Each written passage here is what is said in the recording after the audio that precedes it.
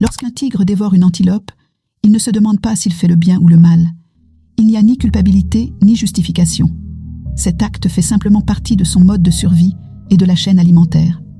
Et en agissant ainsi, il participe à l'équilibre même de l'écosystème. Si les fauves n'existaient pas, l'équilibre serait rompu. Regarde maintenant le règne végétal. Les arbres poussent sans faire de prière à aucun dieu. Ils savent exactement quand pousser, quand ralentir, quand perdre leurs feuilles.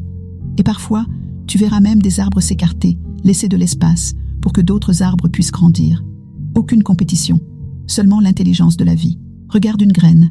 Quand elle est plantée dans la terre et que les conditions sont réunies, elle sait quoi faire. Personne ne lui explique comment devenir un arbre. Elle n'a pas besoin qu'on la motive, ni qu'on lui dise « aie la foi ». Elle obéit simplement à l'ordre naturel. Maintenant, regarde l'univers, les planètes, les étoiles, les galaxies. Tout est en mouvement, tout est calculé, tout est en équilibre. Rien n'est laissé au hasard. Même le chaos apparent obéit à des lois invisibles. Mais regarde-nous, nous les êtres humains. Nous croyons que le bien et le mal existent en soi, alors qu'il s'agit simplement des lois de la polarité. Nous confondons ce qui est pourtant évident, la dualité et le dualisme.